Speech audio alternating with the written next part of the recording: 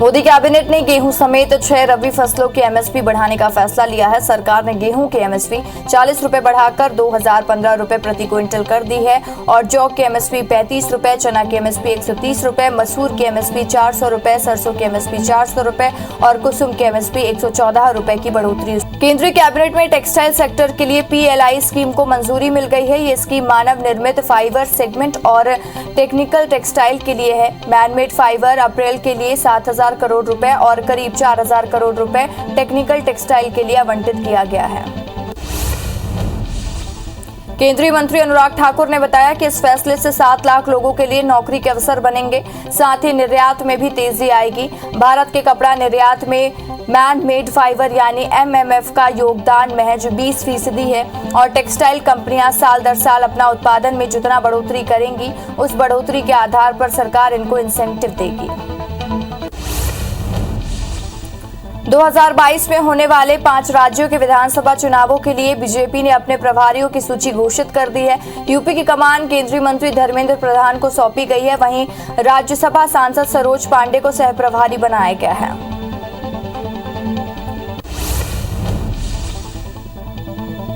अफगानिस्तान में तालिबान की सरकार के गठन के बाद महबूबा मुफ्ती भी तालिबान का राग अल्पने लगे हैं और साथ ही महबूबा मुफ्ती ने कहा कि तालिबान हकीकत बनकर सामने आ रहा है। वो अगर अपनी छवि बदलता है तो दुनिया के लिए मिसाल बन सकता है। उन्होंने कहा कि अब की बार वो हुकूमत बनकर हुकूमत करना चाहते हैं। पश्चिम बंगाल के सीएम ममता बनर्जी ने केंद्र सरकार पर जमकर हमला बोला है। चेतला में तृणमूल कांग्रेस कार्यकर्ता कन्वेंशन का दौरान इसके बाद सीएम ममता ने कहा है कि वे हमारे साथ राजनीतिक लड़ाई नहीं जीत सकते, इसलिए जांच एजेंसियों की मदद लेकर हमें रोकने का प्रयास कर रहे हैं। कांग्रेस नेता और सांसद राहुल गांधी गुरुवार को जम्मू के 2 दिन के दौरे पर जा रहे हैं। अपने 2 दिवसीय दौरे के दौरान राहुल गांधी माता वैष्णो देवी की पैदल यात्रा करेंगे और गुरुवार शाम वहां आरती में भी हिस्सा लेंगे। उत्तराखंड की राज्यपाल बेबी रानी मौर्य अपने पद से उन्होंने इस्तीफा दे दिया है। बेबी रानी मौर्य ने अपने इस्तीफा राष्ट्रपति रामनाथ कोविंद को भेज दिया है। चर्चा है कि बेबी रानी मौर्य यूपी की राजनीति में सक्रिय हो सकती हैं। असम जोरहाट में एक बड़ा हादसा हो गया, जहां ब्रह्मपुत्र नदी में 100 से ज्यादा यात्रियों को लेकर जा रही 2 नाव आपस में टकरा गई। हादसे के बाद 30 लोगों के लिए तैरकर अपनी जान बचा ली है और 70 से ज्यादा लोगों की तलाश की जा रही है। इनमें महिलाएं, बच्चे भी शामिल हैं। हादसे को लेकर पीएम ने ट्वीट कर दुख व्यक्त किया है। साथ ही गृह मंत्री अमित शाह ने असम के मुख्यमंत्री से फोन पर घटना के बारे में जानकारी ली है और रेस्क्यू ऑपरेशन में तेजी लाने के निर्देश दिए हैं।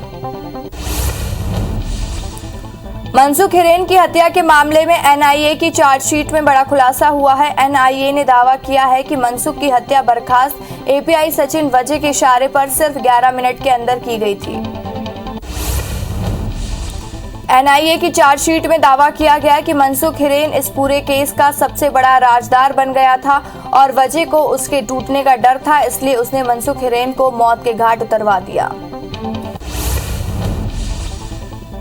केंद्रीय खेल मंत्री अनुराग ठाकुर और केंद्रीय खेल राज्य मंत्री ने टोक्यो पैरालंपिक में पदक विजेताओं को सम्मानित किया। इस दौरान केंद्रीय कानून मंत्री और पूर्व खेल मंत्री किरण रिजिजू भी मौजूद रहे। इस दौरान केंद्रीय खेल मंत्री अनुराग ठाकुर ने कहा कि टोक्यो पैरालंपिक में खिलाड़ियों की सफलता ऐतिहासिक है। आगामी T20 वर्ल्ड कप के लिए आज 15 सदस्यीय टीम की घोषणा कर दी गई है। साथ ही 3 स्टैंड बाई खिलाड़ियों को भी चुना गया है। टीम में सबसे चौंकाने वाला नाम स्पिनर रविचंद्र अश्विनी का है। वे 4 साल बाद T20 टीम में आए हैं। भारतीय टीम में 5 स्पिनर, गेंदबाज, 2 विकेटकीपर, 3 पेसर और 5 बल्लेबाज हैं। T20 वर्ल्ड कप का आयोजन 17 अक्टूबर से 14 नवंबर के बीच ओमान और यूएई में खेला जाएगा और इसका मेजबान भारत ही करेगा। मेजबानी के सारे अधिकार बीसीसीआई के पास हैं। भारत के पूर्व कप्तान MS धोनी T20 विश्व कप के लिए टीम के मार्गदर्शन करेंगे। नेशनल डिफेंस एकेडमी और नेवल एकेडमी में लड़कियों की एंट्री का रास्ता साफ हो गया है। केंद्र सरकार ने सुप्रीम कोर्ट को इसकी जानकारी दी है। सरकार की तरफ से कोर्ट में उपस्थित एएसजी ऐश्वर्या भाटी ने बताया कि दोनों संस्थानों में महिला कैडेट्स को दाखिला देने का फैसला लिया गया है। इसे अंतिम रूप देने का काम जारी है। केंद्रीय स्वास्थ्य मंत्रालय ने बताया कि राज्यों और केंद्र शासित प्रदेशों को अब तक कोविड-19 वैक्सीन की 70.31 करोड़ से ज्यादा डोज उपलब्ध कराई जा चुकी हैं। राज्यों के पास अभी वैक्सीन 5.64 करोड़ से अधिक उपलब्ध है। संसद की कृषि समिति के सांसदों ने सीएम भूपेश बघेल से मुलाकात की और इस दौरान सांसदों ने गोधन न्याय योजना की तारीफ की। वहीं सीएम ने धान से एथेनॉल बनाने की अनुमति देने के लिए केंद्र से आग्रह किया। मध्य प्रदेश बीजेपी के प्रदेश पदाधिकारियों की बैठक भोपाल से दूर राजगढ़ में हुई। बीजेपी ने तय किया कि 2018 में चुनाव में जिन जगहों पर बीजेपी की हार हुई थी वहां पर प्रदेश पदाधिकारियों समेत बड़ी बैठकों का आयोजन किया जाएगा। सीएम शिवराज सिंह चौहान बुरहानपुर के शहपुर में नंद कुमार सिंह चौहान की 79वीं जयंती का आयोजित कार्यक्रम में शामिल हुए, जहां उन्होंने नंद कुमार सिंह की समाधि स्थल पर पहुंचकर उनको श्रद्धा सुमन अर्पित किए। इस दौरान सीएम के साथ नंद कुमार के बेटे हर्षवर्धन समेत कई बीजेपी नेता मौजूद रहे। धर्मांतरण को लेकर बीजेपी के प्रदर्शन पर कांग्रेस प्रवक्ता सुशील आनंद शुक्ला ने निशाना साधा है। उन्होंने कहा कि भाजपा के पास कोई मुद्दा नहीं बचा है। अविभाजित मध्य प्रदेश के समय से ही छत्तीसगढ़ में धर्मांतरण को लेकर कानून बना हुआ है, लेकिन आज तक किसी भी थाने में धर्मांतरण को लेकर एक भी मामला दर्ज नहीं किया गया है।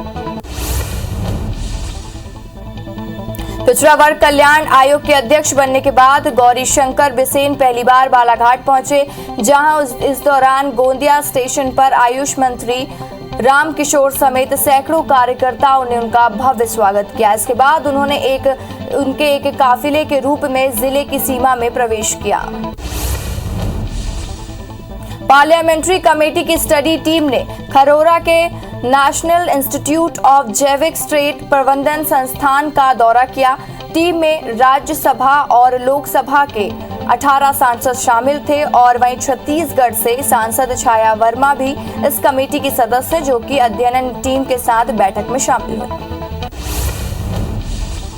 नक्सल प्रभावित क्षेत्र में शिक्षा और स्वास्थ्य व्यवस्था का जायजा लेने के लिए प्रमुख सचिव आलोक शुक्ला दंतेवाड़ा पहुंचे, जहां उन्होंने मोकपाल स्कूल का जायजा लिया और छात्रों से सवाल जवाब किए। इसके बाद कुआंकोंडा अस्पताल पहुंचे, जहां उन्होंने सुविधाओं से लेकर अस्पताल संचालन की व्यवस्था देखी। जबलपुर में डेंगू मरीजों की संख्या लगातार बढ़ रही है, जिसके लिए नगर निगम को जिम्मेदार ठहराया जा रहा है। कांग्रेस ने मोर्चा खोल दिया इसके लिए और साथ ही इसी कड़ी में कांग्रेस कार्यकर्ताओं ने नगर निगम कार्यालय का घेराव किया और निगम प्रशासन के खिलाफ प्रदर्शन किया, साथ ही कई गंभीर आरोप भी लगाए। कोरबा में एचसीएल के लिए हो रही जमीन अधिग्रहण प्रक्रिया पर पक्षपात का आरोप लगा है। मामले में विधायक ने संबंधित नायाब तहसीलदार पर कार्रवाई करने की बात कही है। किसानों के मुताबिक उनकी जमीन को नायाब तहसीलदार दबावपूर्वक अधिग्रहित कर रहे हैं, जिसकी शिकायत विधायक से की गई है। रेलवे के निजीकरण समेत कई मांगों को लेकर बिलासपुर के एचसीएल श्रमिक यूनियन ने डीआरएम कार्यालय के सामने धरना प्रदर्शन किया और सरकार के इस फैसले का जमकर विरोध किया। प्रदर्शन के दौरान श्रमिक यूनियन ने फैसला वापस नहीं लेने पर आगे उग्र आंदोलन की चेतावनी दी है।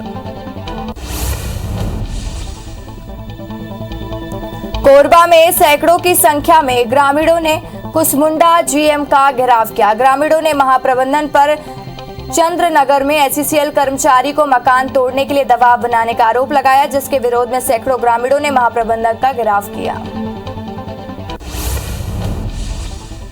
विश्वविद्यालय के कुलपति पद का नाम परिवर्तन करने का विरोध शुरू हो गया है। कांग्रेस ने इसका विरोध करते हुए बीजेपी पर संघ की विचारधारा थोपने का आरोप लगाया। दरअसल एमपी में कुलपति पद का नाम बदलकर कुलगुरु किया गया है, जिसे वापस लेने की मांग को लेकर कांग्रेस ने राज्यपाल को ज्ञापन सौंपा है।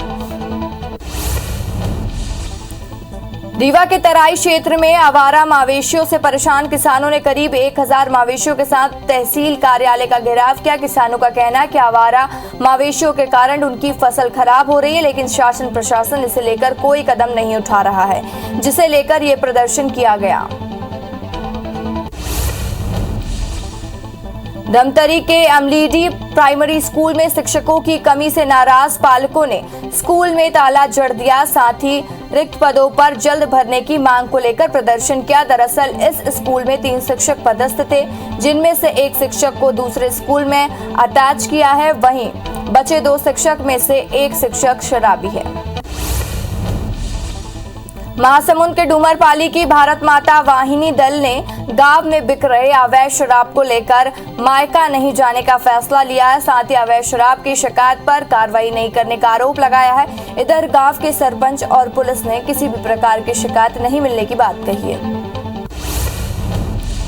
छत्तीसगढ़ राज्य पाठ्य पुस्तक निगम को बिलासपुर हाईकोर्ट से तगड़ा झटका लगा है। कोर्ट ने प्रिंटर शारदा ऑफसेट से ब्लैकमेलिंग किए जाने के आदेश को असंवैधानिक और अनुचित करार दिया है। साथ ही पाठ्य पुस्तक निगम के जारी ब्लैकमेलिंग आदेश को निरस्त कर दिया है। टीवी पर शराब और तंबाकू के विज्ञापन दिखाए जाने के खिलाफ दायर याचिका की सुनवाई 4 हफ्ते तक टल गई है। मामले को लेकर बिलासपुर हाईकोर्ट ने केंद्रीय स्वास्थ्य, परिवार कल्याण और प्रसारण मंत्रालय को नोटिस जारी कर जवाब मांगा है, जिसे लेकर केंद्र ने जवाब प्रस्तुत नहीं किया, जिसके कारण तारीख बढ़ गई है। विदिशा के गंजबासौदा में एनएसयूआई और यूथ कांग्रेस ने पुतला दहन कार्यक्रम के समय इसको लेकर कार्यकर्ता और सब इंस्पेक्टर के बीच में विवाद हो गया, जिसके बाद एसआई ने गाली गलौज की, जिसका वीडियो जमकर सोशल मीडिया पर वायरल हो रहा है। मंत्री सारंग के पुतला दहन कार्यक्रम के समय को लेकर यह विवाद हुआ। मुरैना में घी और तेल का व्यापार करने वाले लाल कृष्ण जगन्नाथ फर्म पर जीएसटी और इनकम टैक्स ने छापेमार कार्रवाई की है, जहां फर्म के खिलाफ करोड़ों के फर्जी बिल और इनकम टैक्स चोरी की शिकायत की जांच की गई। 24 से ज्यादा अधिकार दस्तावेजों की जांच कर रहे हैं और साथ ही जिसके बाद ही पूरे मामले का खुलासा हुआ। इंदौर ईओडब्ल्यू ने तत्कालीन कार्यपालन यंत्री विमल गंगवाल के 18 ठिकानों पर कार्रवाई करते हुए संपत्तियों को कुर्क कर दिया है। वर्तमान में सभी 18 संपत्तियों की मार्केट वैल्यू 100 करोड़ रुपए से भी ज्यादा है। दरअसल 2010 में आय से अधिक संपत्ति मामले में विमल गंगवाल पर कार्रवाई हुई थी। बलरामपुर में रेत का अवैध उत्खनन जारी है। इसे लेकर भाजपा और कांग्रेस में बयानबाजी शुरू हो गई। बीजेपी ने कहा कि क्षेत्र में बंदूक की नोक पर गुंडाराज चल रहा है। वहीं कांग्रेस का कहना है कि शिकायत पर लगातार कार्रवाई हो रही है। बीजेपी सिर्फ आरोप लगाने का काम कर रही है। सिंगरौली में एक नाबालिग लड़की ने मां और छोटी बहन के खिलाफ कलेक्टर से शिकायत की है। नाबालिग के मुताबिक उसकी मां और छोटी बहन जबरन उसकी शादी एक अधेड़ से करवाना चाहती हैं, जिससे परेशान होकर उसने कलेक्टर से मदद की गुहार लगाई है। वहीं कलेक्टर के निर्देश पर पुलिस ने मामले की जांच शुरू कर दी है। आरंग के मछली चौक के पास पीएम आवास के तहत मकान बनाने के लिए खुदाई की गई। इस दौरान गड्ढे से 3 फीट ऊंची प्रतिमा मिली है, जो कि पुरातात्विक महत्व की बताई जा रही है। सफेद चिकने पत्थर से निर्मित प्रतिमा को लोगों ने मंदिर में सुरक्षित रख दिया है और इसकी जानकारी रायपुर के पुरातत्व विभाग को भेज दी गई है। कोरोना महामारी का असर इस साल भी गणेश उत्सव पर देखने को मिल रहा है। कोरबा के मूर्तिकारों का कहना है कि त्योहार को अब सिर्फ 2 दिन बाकी है, लेकिन अब तक मूर्तियों की 15 फीट बुकिंग भी नहीं हुई है और 15% बुकिंग नहीं हुई है, जिसकी वजह से उनको इस साल भी भारी नुकसान हो रहा है। कवर्धा की रेंगाखार पुलिस ने पिता की हत्या करने वाले बेटे को गिरफ्तार कर लिया है। धानी खूटा गांव के रहने वाले कैलाश वर्मा ने अपने पिता प्रभु वर्मा की हत्या कर उसे खेत में दफना दिया था। इस बीच पुलिस को शव के दफन होने की जानकारी मिली, जिसके आधार पर पुलिस ने कार्रवाई की। खरगोन के खेरकुंडी में रहने वाले लूट के आरोपी बिसिन की और 2 दिन पहले जेल में मौत हो गई थी, जिनके परिजन से मिलकर भगवानपुरा के निर्दलीय विधायक केदार डाबर खेरकुंदी पहुंचे, जहां उन्होंने मृतक के परिवार को अपनी विधायक निधि से 10,000 का चेक सौंपा और हर संभव मदद दिलाने का आश्वासन दिया। गरियाबंद की देवभोग पुलिस ने गांजे की तस्करी करते हुए 4 लोगों को गिरफ्तार किया, जिसमें से एक महिला भी शामिल है। मुखबिर की सूचना पर देवभोग पुलिस और स्पेशल टीम ने वाहनों की चेकिंग की। इस दौरान एक कार से पुलिस को 61 किलो गांजा मिला, जिसकी कीमत करीब 4 लाख रुपए बताई जा रही है। बिलासपुर वन विभाग की टीम ने पैलुंग के साथ ही झारखंड 2 तस्करों को गिरफ्तार कर लिया है, जिसके बाद 2.5 किलो का खाल बरामद किया गया। दोनों आरोपी झारखंड के रहने वाले हैं।